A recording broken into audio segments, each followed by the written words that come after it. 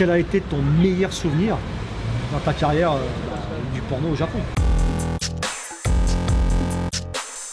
Salut tout le monde, c'est Dario en mode Mr Pimpas. Et aujourd'hui je suis avec le poteau Joe le porno. Eh ouais mon pote, carrément. Parce qu'aujourd'hui l'interview, comme promis, ça va être sur la carrière de porno du poteau Joe. Parce que oui, effectivement, il est dans le porno. Mais avant de commencer, je compte sur toi pour bombarder la barre des likes. Tu m'atteins les 1000 likes si tu veux la suite, parce que la suite ça va être un truc de fou. Tu t'abonnes à mon compte Instagram Mr Pimpas officiel et mon compte Twitter. Faut qu'on atteigne les 1000 abonnés, on en est à 900 et quelques. Et tu n'oublies pas aussi de me suivre sur mon Instagram, ok, c'est en description, mais je le dis quand même, 347 mag sur Instagram, tu me trouves. Pourquoi tu as commencé le porno? Qu'est-ce qui t'a donné l'idée ou l'envie de commencer le porno? Quand je suis arrivé au Japon en 2004, on s'est kiffé déjà 14 ans, si mes calculs sont exacts. Tout de suite, j'ai été très intéressé par tout ce qui était monde un peu subversif, culture underground, on va dire. Donc par rapport à ça, j'ai participé à beaucoup d'événements à l'époque, dans tout ce qui était SM et libertinage. Et dans ces événements, forcément, j'ai rencontré des gens qui étaient dans le business du porno, qui m'ont approché, on a parlé, je me suis dit pourquoi pas moi-même aussi essayer, et de fil en aiguille, je me suis retrouvé à commencer une carrière d'acteur porno. Et quand est-ce que tu as commencé ta carrière de porno? J'ai commencé ma carrière de porno le 7 mars 2007. T'as joué quel rôle dans ton premier film? J'ai joué le rôle d'un mec qui drague des filles dans la rue. C'était assez difficile parce qu'il fallait parler à toutes les filles, leur demander d'avoir en échange d'une somme d'argent, etc., etc. Et tu parlais bien japonais à l'époque? Écoute, quand je regarde le DVD, je peux te dire que je me démerdais pas mal. Carrément. Est-ce que tu avais le trac de ouf? Est-ce que tu avais peur avant de tourner ta première scène? J'avais un trac de malade. Pour te dire, j'étais même pas sûr d'y aller. Il a fallu que je réfléchisse beaucoup et vraiment je prenne mon courage à deux mains pour me lancer. Parce que c'était vraiment très très dur. Pourquoi c'était dur? Bah parce que tu te retrouves déjà nu devant des gens c'est chaud. Que tu connais pas. Il y a une quinzaine de staff, donc les staffs c'est tous les gens qui travaillent. Il y a l'actrice qui est devant toi, qui est toute nue, et on te dit vas-y mon ami, fais ton boulot. Ce qu'il faut savoir c'est que le réalisateur, lui, te demande de faire X positions pendant X temps. La cadence est très difficile à tenir et bien sûr, on va dire entre guillemets, il faut que ton engin il tienne la route aussi. Et ça c'est peut-être le plus difficile. C'est très difficile, donc j'étais chargé comme un poulet aux hormones. Pour que son engin fonctionne. Pour mon engin fonctionne. Et en tout, dans ta carrière d'acteur, t'as tourné combien de films? Alors, dans ma carrière d'acteur, j'ai dû tourner entre 40 et 50 films. Ici au Japon. Les actrices, c'était des étrangères ou des japonaises? Japonaises, toutes japonaises. Tout le temps? Tout le temps. T'as tourné quel genre? Toujours le même rôle? Pas toujours le même rôle.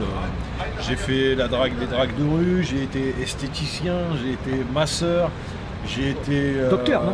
Docteur, ouais. Et là, ce que tout le monde veut savoir, j'en suis sûr. D'accord, dis-moi tout ce que tout le monde veut savoir. Combien t'étais payé pour un film, pour une journée d'acteur? Combien t'étais payé? Alors, ce qu'il faut savoir, c'est qu'en 2007, l'industrie, c'était pas la même. Tout dépend du job, mais pour une journée, je pouvais avoir 10 000 yens, donc peut-être 80 balles. 80 €. Et une fois que j'avais commencé à être un peu plus, connu, entre guillemets, là où j'avais plus de boulot, je pouvais toucher jusqu'à 30 000. 30 000 yens. 250 €. Ouais, voilà. Et des fois même j'avais des one-shots, c'est-à-dire des petits boulots d'une heure où je pouvais prendre 30 000. Et donc pourquoi à un moment donné tu as voulu arrêter de faire acteur? Ce qu'il faut savoir, c'est que j'ai pas arrêté de faire acteur. D'accord. Juste pendant le début de ma carrière, on va dire, d'assistant réalisateur et réalisateur. Le truc, c'est que j'ai été plutôt, intéressé par l'aspect vidéo, technique et business. Donc résultat, tu as fait un autre métier dans le porno, c'est ça? Tu as fait quoi? Tu as commencé par quoi? J'ai commencé par assistant réa. Donc, assistant de réalisation de film, quoi, en gros. C'est un job très très bas niveau, quoi. Tu dois faire les préparations, tu dois nettoyer, tu dois faire la lumière, tu dois faire le setting caméra, tu dois préparer tout ce qui est nécessaire pour les réalisateurs. Ok, et là, t'étais payé encore au jour ou t'étais payé au mois? Alors au début, quand je suis rentré dans la compagnie dans laquelle je me suis fait engager, japonaise bien sûr, j'avais un salaire fixe en tant qu'assistant directeur et je travaillais du lundi au samedi, d'accord? Je gagnais 200 000 yens au début. 200 000 yens, ce qui veut dire environ 1700, 1800 €. Hein. Je ne connais pas le taux de conversion actuel, hein, parce qu'il y en a qui me l'ont dit en commentaire. Oui, le taux de conversion est de 131,77. Ça va, c'est du détail, ça. On est dans l'approximatif, ok? T'as fait que assistant? Non, j'ai pas fait que assistant. J'ai fait assistant dans une courte période. Et tout de suite, j'ai voulu, me mettre dans la direction d'être réalisateur. Ok, réalisateur de films porno au Japon. ça consiste à quoi? Ça consiste à écrire ce qu'on appelle un kikakusho par exemple, un scénario. Ça consiste à être au meeting, savoir quel DVD, parce qu'à l'époque c'était des DVD, combien de DVD tu vas réaliser, quel genre de DVD, qu'est-ce qui se vend, regarder le gouriagé. Ça peut être aussi coordonner les staffs, par exemple avoir le make-up artist qui va acheter des sapes. Donc en tant que réalisateur, tu as tourné environ, parce que j'imagine que tu ne te souviens pas, combien de films? Je peux pas te dire le nombre de films que j'ai tourné, mais je peux te dire le nombre de scènes, et j'en ai tourné plus de 2000. Et tu as fait réalisateur combien d'années? J'ai fait ça 6 ans. Mais en 6 piges, tu n'as jamais été augmenté. J'ai été augmenté, mon ami. Combien? Dis-moi les chiffres. Combien j'ai gagné? Ouais. Bah écoute, en fin de carrière, on va dire, dans la compagnie pour laquelle je travaillais, je touchais peut-être jusqu'à dans les 500 000, ça dépend. 500 000 yens qui équivaut environ, on va arrondir à 4500 euros. Ce qui était 4500, 4700, je sais pas. Ce qui était un très bon salaire à l'époque. Ce qui était un salaire pas désagréable. Par contre, moi je m'en rappelle très bien, il bossait comme un chien. Il faisait que ça. Il rentrait le soir à 2h du mat alors qu'il avait commencé le matin à 7h, 6h30, 7h, 8h, ça dépend. Et des fois il rentrait à 3h. Il m'appelait parce qu'on était tout le temps au téléphone. Il m'appelait des heures, ouais là je viens de finir un tournage, machin et tout, parce qu'il filmait, tu vois. Et tu faisais combien de tournages par semaine des fois? Je faisais 3 tournages par semaine. Et t'as bossé tout le temps dans la même boîte, donc une boîte japonaise, on est d'accord, mais t'as toujours bossé dans la même boîte ou t'as changé de boîte à un moment donné? Non, au bout de 6 ans, j'ai fait le Dokurisu, je me suis mis à mon compte et j'ai fait ma propre compagnie. Et pourquoi t'as fait ta propre boîte? Pour gagner de l'oseille, gros. De l'oseille, bah ouais, comme ça mérite d'être clair. Quand tu as tous les outils en ta possession, il faudrait être bête pour de ne pas pouvoir les mettre en œuvre pour toi-même. Bon, c'est vrai qu'après 7 ans dans l'industrie du porno au Japon, il avait des contacts de fou, il avait vraiment tout. Il avait les connaissances, il savait faire des montages comme ça, il savait tout faire. Tu maîtrises son sujet, on va dire. Et donc il m'a dit à un moment donné, je vais créer ma boîte. Et la question que beaucoup ont répondu, ils ont pensé que tu gagnais dans les 3000 euros, etc., etc. Combien tu te fais environ par mois?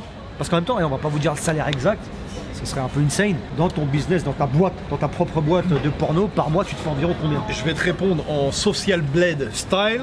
Je fais entre 0 et 50 000 euros. À toi de trouver le bon chiffre. Et ta boîte produit quel genre de film? Parce que ouais, il est plus acteur, hein. Maintenant il est juste producteur, hein. Il est patron de sa boîte. Donc lui, il produit les films, il est directeur, mais il fait plus de tournage. Je possède plusieurs sites internet, donc je fais plusieurs genres qui peut être... ça peut être du hardcore, hein, on va appeler ça du hardcore.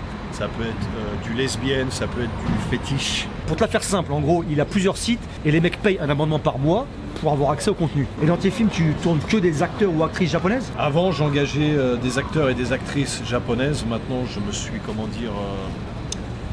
Étendu. Étendu, voilà, c'est ça, c'est le mot que je cherchais. Étendu à l'international et maintenant, j'engage des actrices de différents pays et des acteurs de différents pays.